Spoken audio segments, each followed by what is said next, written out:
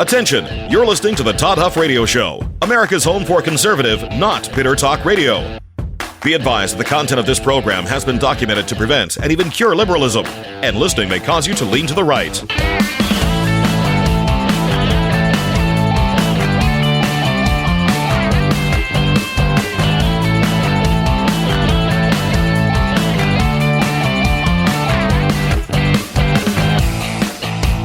Here's your conservative, but not bitter host, Todd Huff.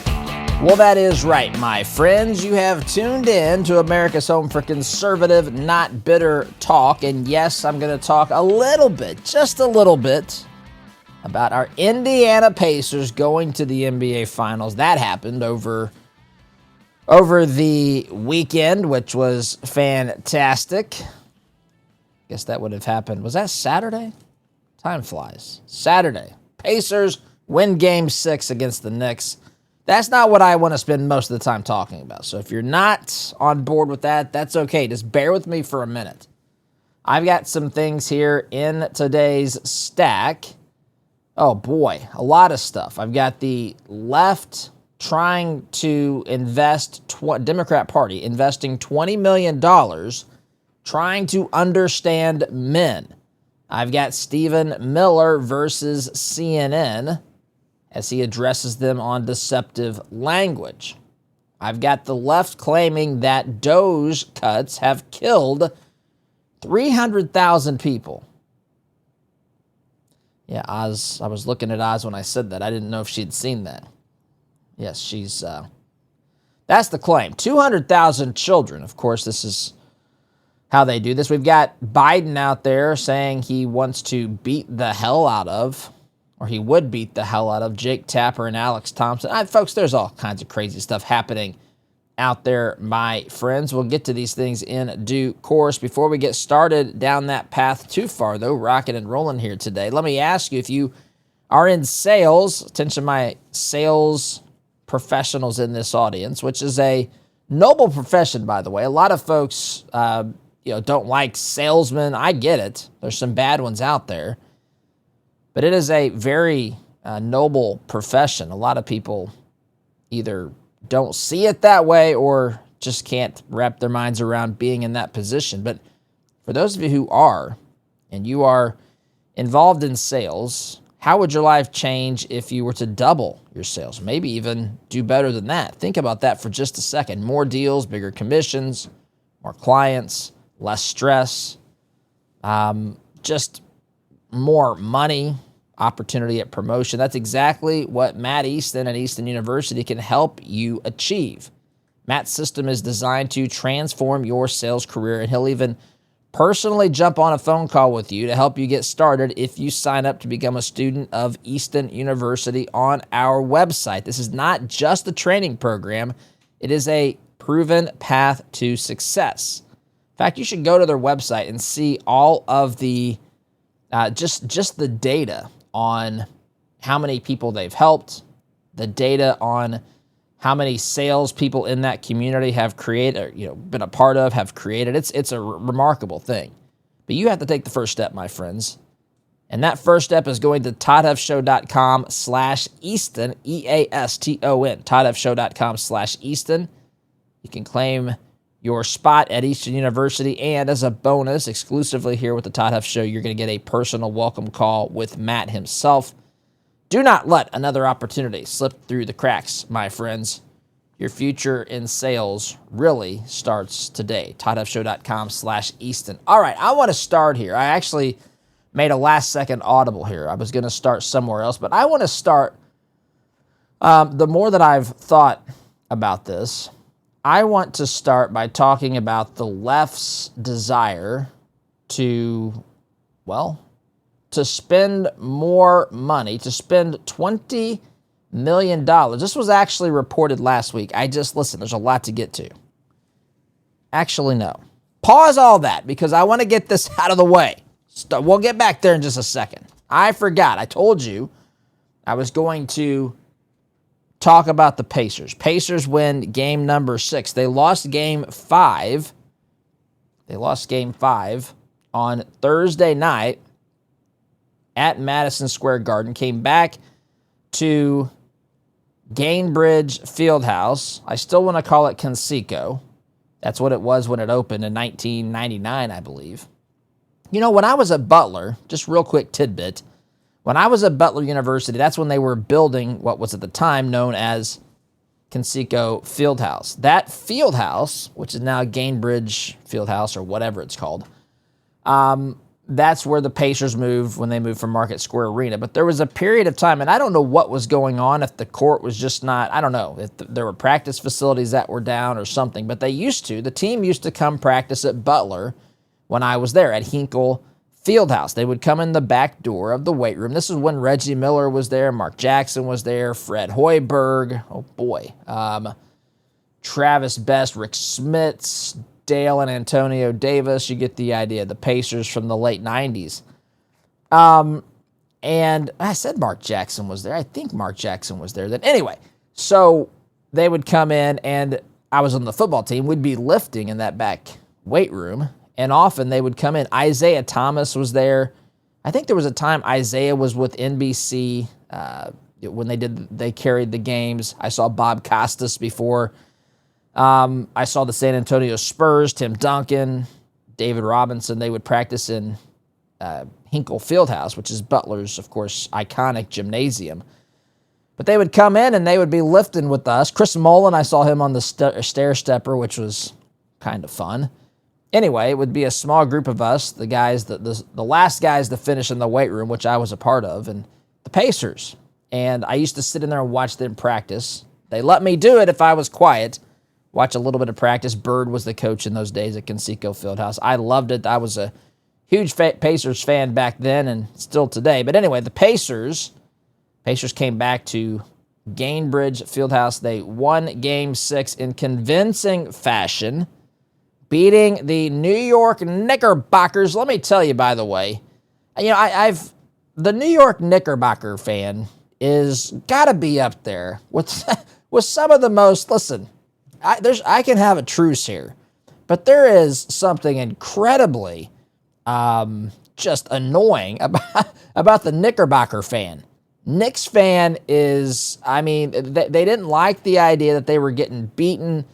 They lost ultimately here to a bunch of hayseed hicks in the Midwest. You ask the average New Yorker from Manhattan what is in Indiana, they have no idea. They say corn. So occasionally someone will think the Indianapolis 500. Someone will mention the Colts. They have no idea after that. And candidly, I don't know that they should know much more. But it's pretty condescending. They think that they're beating us because they live in New York City. It's just bizarre to me. Well, you beat us in the playoffs, but at least we don't live in Indiana. All right, well, we kind of like it here. I like it here. I like to have my space. I like the Midwest. I've been to Manhattan. It's an amazing place. There's no way in the world I'd want to live there, but it's an amazing place. Madison Square Garden. I haven't watched a game there, but I've been past. I came to the train station in Madison Square Garden. It's a great venue. Anyway, a lot of trash talking, a lot of intensity in this series.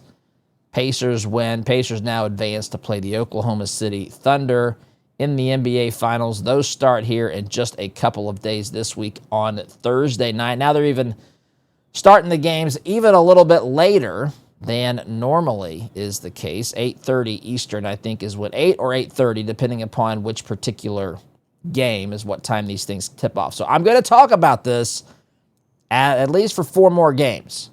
We'll see what happens. I'm hoping the Pacers bring it home. I do like the Thunder as well. I think they've got a similar good group of guys there who play basketball, I think, the right way. That's something that's coming from this that I love.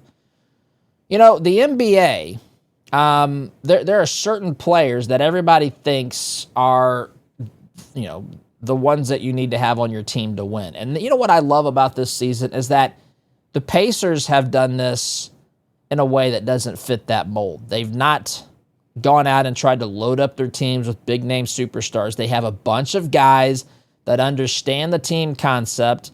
They play great defense. This is old-school basketball. If you want to turn on an old movie and watch Gene Hackman and Hoosiers circa 1986 or whatever year that was, watch that movie. That's kind of how at least from the NBA vantage point.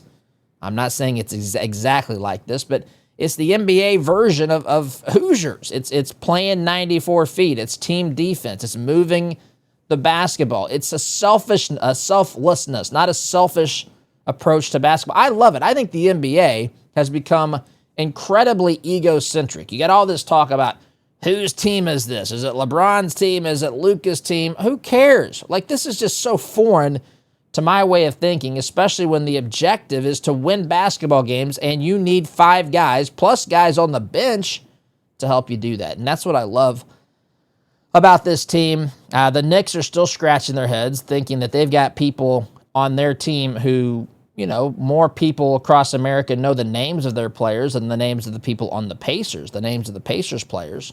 But that's fine. As John Wooden, who, by the way, is from this community, John R. Wooden, the legendary coach of UCLA, said he plays his 5 best, not his best 5. Maybe I've got that bad. He plays the group. He plays the group that plays the best together. That's who he plays.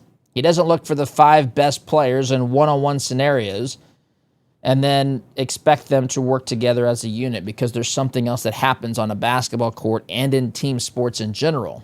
And that's what's happening for the Pacers. I love it. I'll shut up about that now. But I do want to let you know, be advised, that we will be talking about the Pacers at least for the next week to 2 weeks. Maybe even 3 weeks if this thing goes to 7 games. Anyway. All right, that being said, headline here at theindependent.com. This, by the way, is on our website, the Stack of Stuff page. Democrats spending millions to learn how to speak to American men and win back the working class. This is, again, was posted last week. But I want to talk about this now. There was a lot to talk about last week, but there's also been some other commentary that I want to share with you. The ladies, it's comical. I'm going to play a clip from the ladies on The View trying to figure out how the Democrats should be communicating with men. But here's what the article says. Party leaders are holing up in a luxury hotel rooms on a strategy codenamed SAM, speaking with American men, a strategic plan to try to convince working class convince working class, I'm guessing that should be men in there, to vote their way again, according to a report. First of all, I question the again part. The Democrat Party has abandoned, this says specifically working class men, which really means blue-collar workers. By the way, if you have a white-collar, if you're in an office setting, listen, these terms have come to mean things. It's loaded statements. You're a working man regardless of what type of job you're in. They're talking specifically about people who are working with their hands. By the way, these are people that the left often criticizes. These are men the left condemns in a lot of ways. These are men that the left thinks are sexist and racist. These are men that they think are too stupid to go to colleges and universities. By the way, some of these men know more about their craft than these leftists know about anything. Some of these men run circles around what they earn when you factor in what they earn. Not saying that's the only thing that matters in life, but they're preached to by a bunch of leftists who tell them that they need to go to college and that that's the way to make a great living. And some of these men kill it by doing what they do and doing it very well.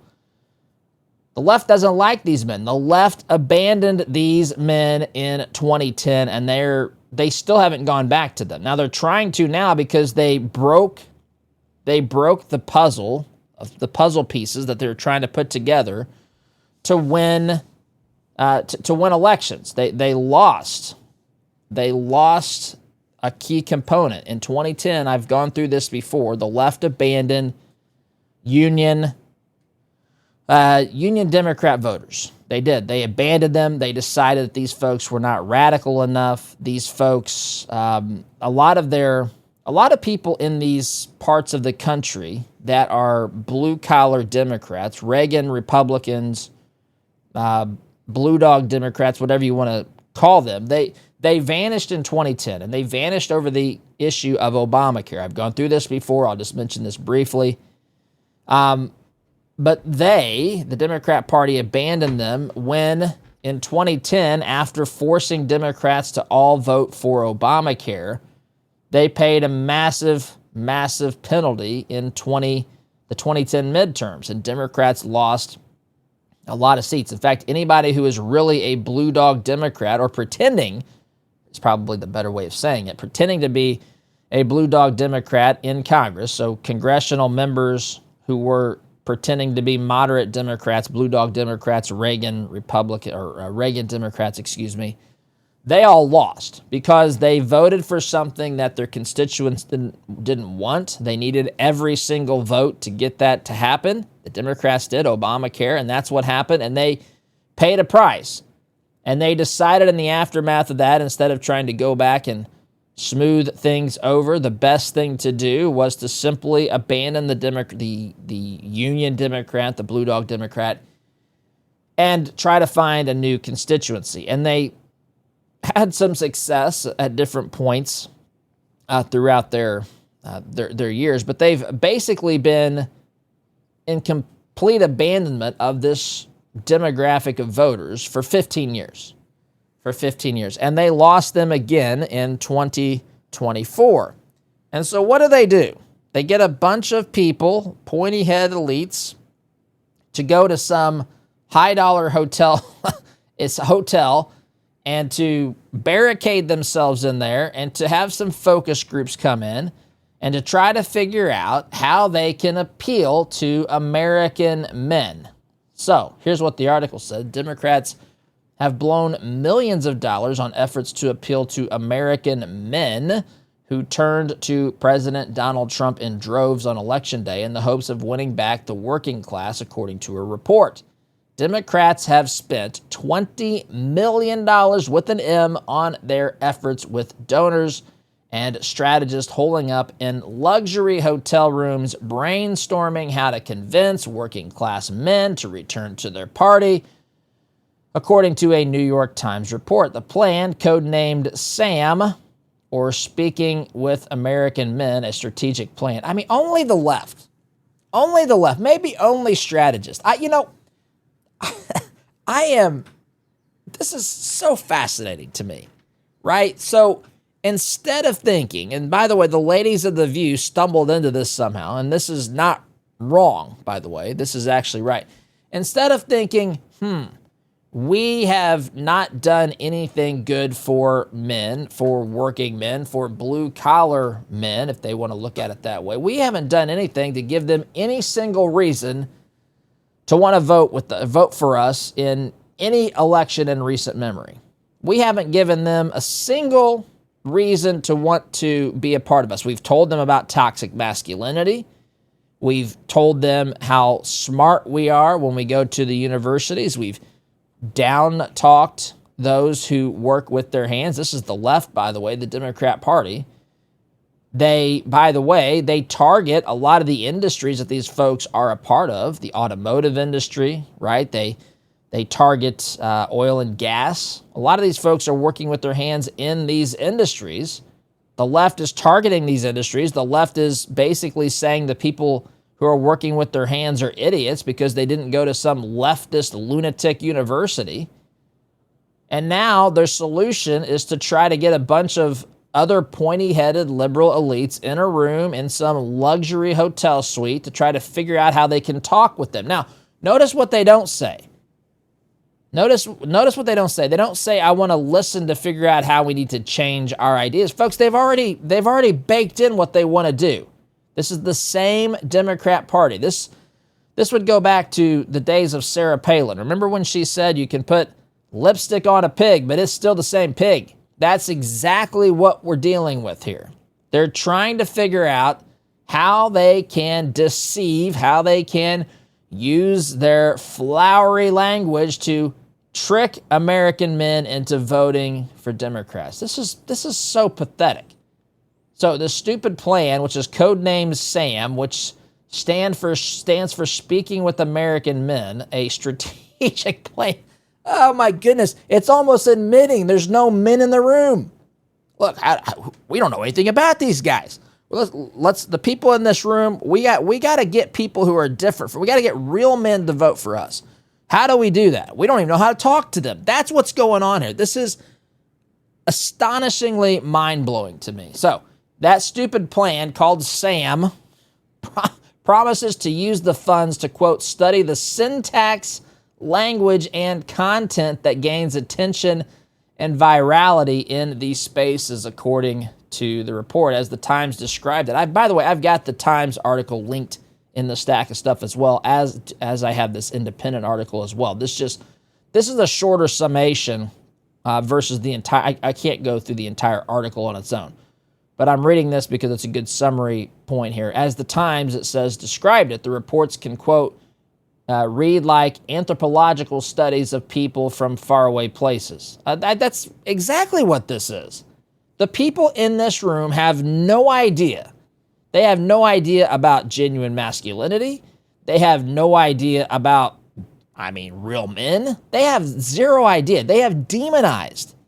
These people. Now they're trying to get into their heads and figure out how do we talk to them so that we can trick them into voting Democrat again.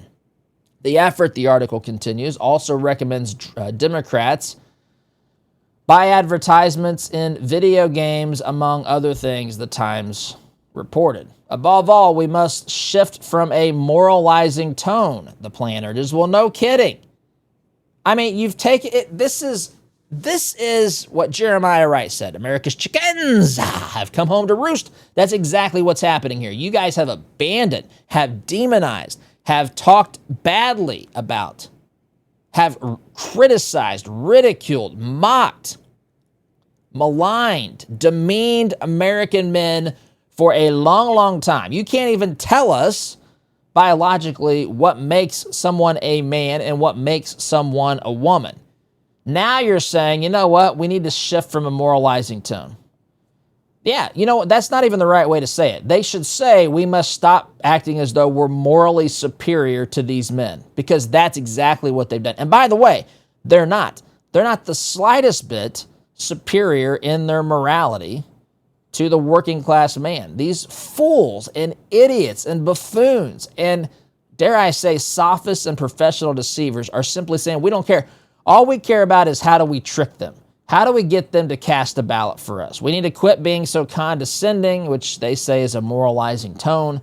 We got to quit being condescending jerks as a starting point and try to understand these apes. That's basically what they're saying about you, my friends. I've got to take a break. Quick time out. Back here in just a minute.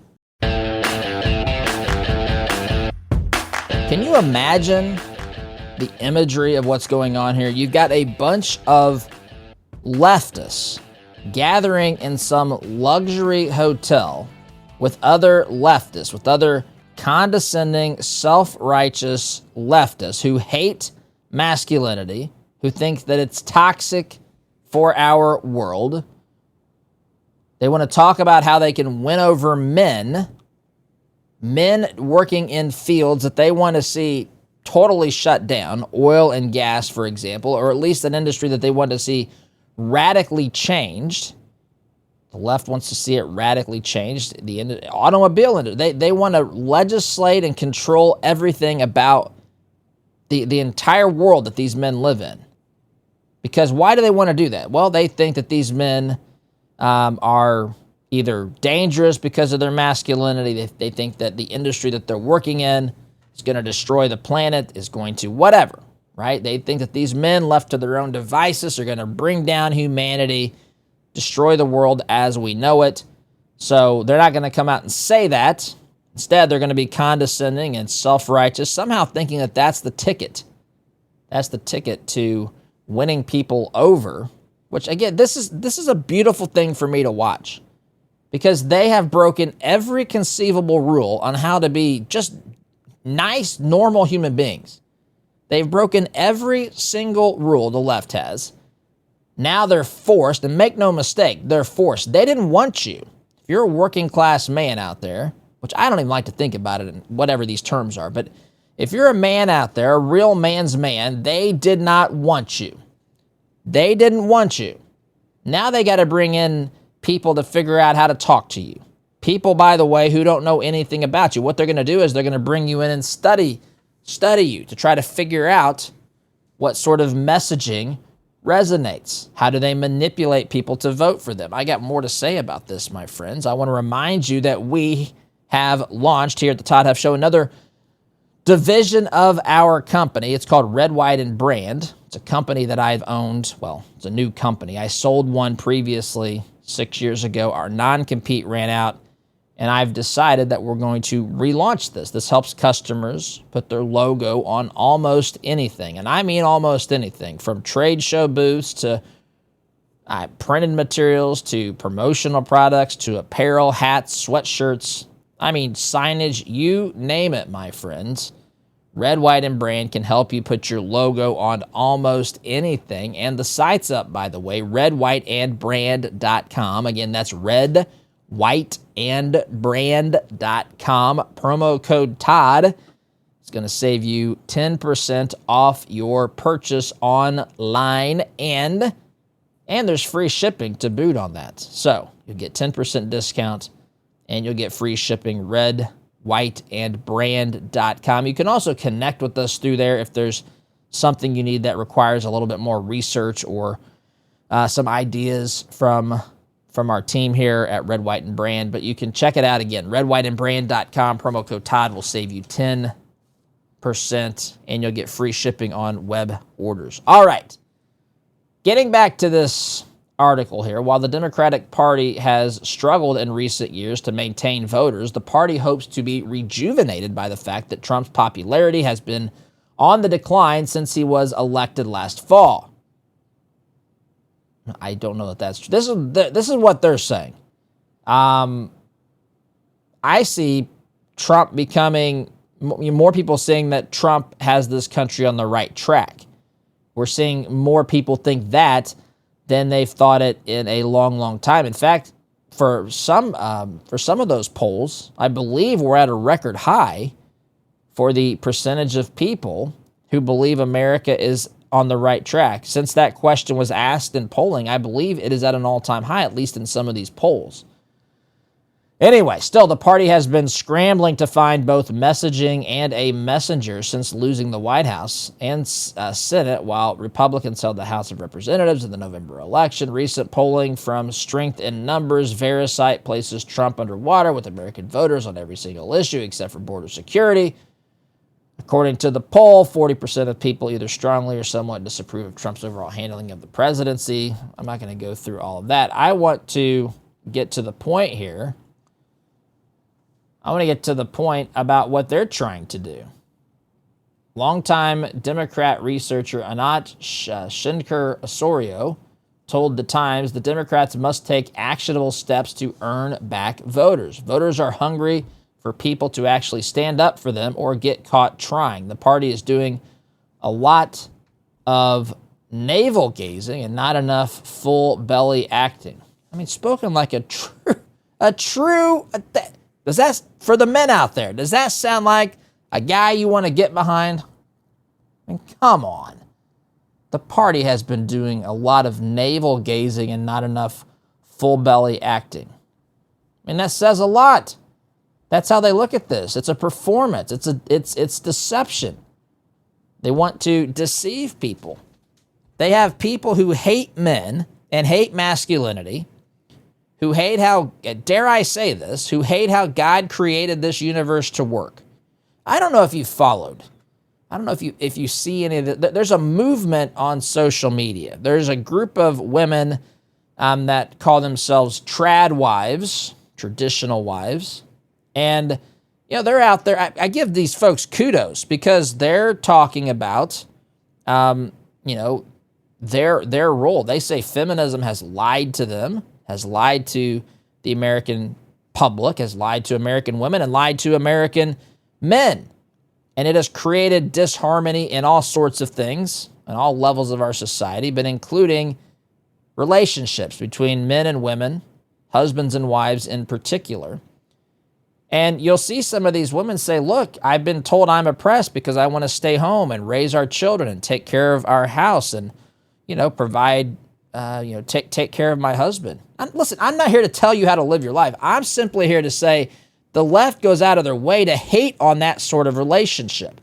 They talk about how we have the patriarchy and how the patriarchy has created this imbalance where men get all of the benefits and women don't get anything. And I'm sitting here scratching my head thinking, well, then why didn't they send women to wars over the course of history?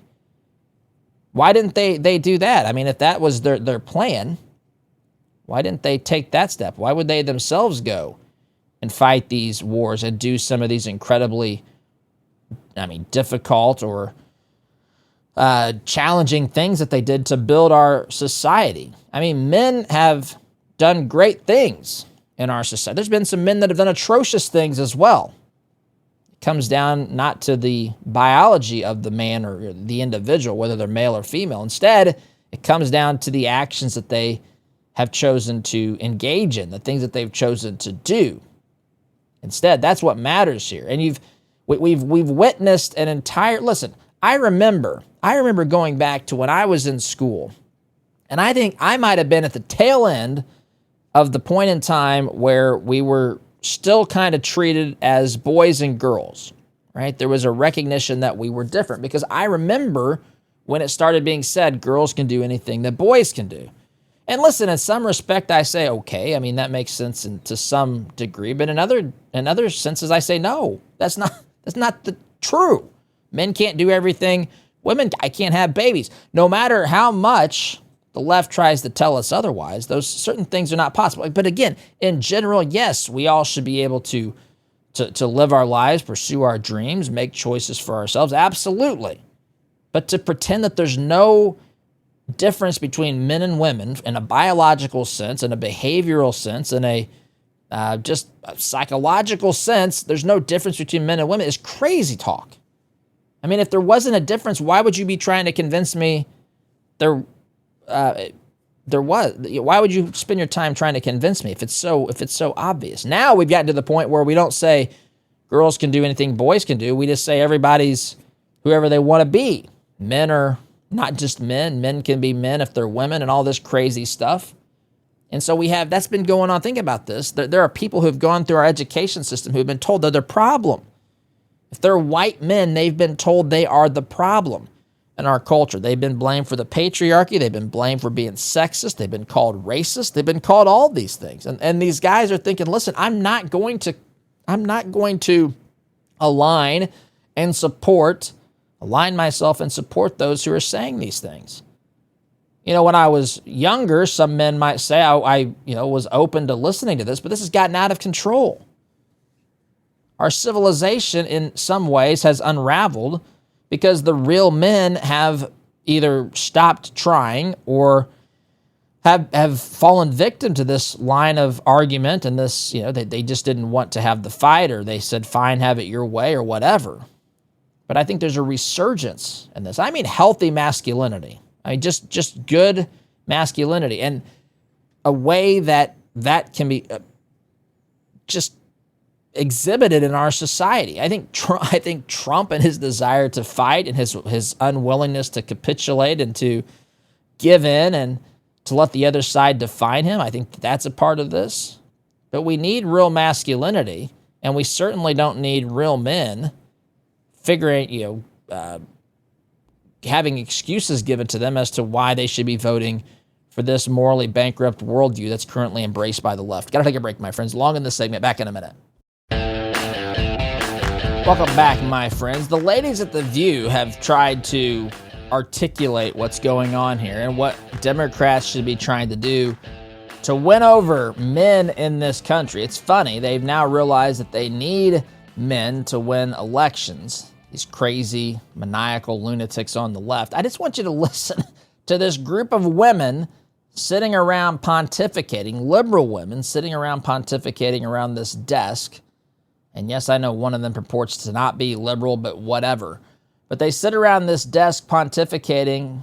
This is the equivalent of mansplaining, I guess, right? There's a mansplaining, and when a man tries to tell a woman how to do something, this is women doing the same thing, trying to tell Democrats how to appeal to men. So I just want you to listen to a flavor. Since Trump of this. scored Joy big Behar with young here. male voters last election, Democrats are spending $20 million to learn how to speak their language. Yeah, You not heard enough. it. $20 million just to talk to boys. So is this a good idea or a waste of money? What do you think? Well, I think it's the wrong way to go about the problem because the Democrats are asking, how do we get male voters? The disillusionment of men is, how do we care better about our men and boys? Like, it should be about how we solve the root problems that drove men and to feel like they had nowhere to go. You don't say, how do we reverse? This is Sarah Haynes, by the way. She says the disillusionment of men is how do we care better about our men and boys. It should be about how we solve the root problems that drove men to feel like they had nowhere to go. You got to be kidding me. You got to be kidding me. Your party deliberately said we hate men. Your party told us that feminism was the answer. They were fighting back against the patriarchy. What on earth, what planet do you live on? It's not something that happened out of just pure happen chance here. Your party deliberately hates men, Sarah. Now you're on the right path here. You shouldn't go out there. They shouldn't say, how do we get men to vote for us? They should think, how should we adopt, what things would we need to do to attract men instead of how do we trick them by the way we talk about things. But that goes to show you, by the way, how politicians think. It's more about the messaging. It's never about what's actually in the recipe. It's about how they talk about what's in the recipe. It's how they talk about what they're going to do, but yet they'll still put their socialist recipe together and shove it down your throat. What do you mean, Sarah? Your party hates men. It hates if you were to say which political party it has the people in it that hates men. I think if I did a poll on that, now you're always going to have lunatics out there, so you got to account for that. 80% of the American people know that the men-hating people in this country, the true masculine men haters, are in the Democrat Party. I'm not saying hear me say this, I'm not saying all Democrats hate men. I am saying that all men haters are on the Democrat Party. And she's acted as though that it's just almost, no, it didn't just happen by chance, Sarah. This has been who your party has been for a long, long time. Produce it to get a vote. It's a waste of money and it's a vapid approach at a real problem. Do what Governor Wes Moore is doing right now. He's directing his administration to implement targeted solutions to uplift men and boys. That's going after the statistics. And when he was here on our show, he said, the data speaks for itself. This isn't an opinion. So look at data and solve problems. Don't try to solve elections by reverse producing votes. Like, it just doesn't make sense to me. But that's who they are. That's who they are. That's how these people operate. They've already decided what is best for this country. This is another way to think about this. Politicians, the left have already decided what is best for this country. They're not changing that, Sarah. What they're going to do is try to change how people think about that. Whether that's actually changing their minds, that's not really even the point. The purpose is to deceive them, mislead them, to get them to think about it differently, to get them to not think about it at all. But these folks, they hate real masculinity. They hate it. They are full-fledged feminists. This is exactly, well, they've reaped what they've sown, is what this comes down to. So, they continue here. I'm going to play as much of this nonsense as I can. Authenticity, like spending $20 million to pay consultants and strategists and focus groups to tell you how to talk to a certain audience. It specifically says to study the syntax, language, and content that gains attention and virality in these male spaces. Like, what made Joe Rogan or Theo Vaughn or some of these manosphere guys huge was there's a level of authenticity. I've listened to a lot of both of them. I don't agree with a lot of what they say, but there's an entertainment value, and this is just somebody shooting the you-know-what. It's not this, like, structured, hyper, I have to think about what I'm going to say, I have to consider it 20 different ways, focus group it, and test it. And I think that's where what Democrats are missing is there's, like, some sort of an authenticity problem that they have. Yes. But I also would note... Because they're all phony. It is amazing to me how It's like they get so close to figuring this out, but then yet they wander back into this ambiguous, series of ideas or emotions that are embraced by the left. How about this? You may tell you something. Real men don't want the government to sit down and say, how can we solve your problems? You know what real men want? Real men want you to get out of their ways. Real men are going to fight their own freaking battles. Real men are going to be willing to do whatever it is to take care of their family, to provide, to solve their problems. You get in their way, government, and sitting around pontificating with focus groups, having this group of women try to explain how to get into the minds of men. This is all pure sophistry and silliness. Do not fall for it. I've got to go. End of the hour, my friends. SDG.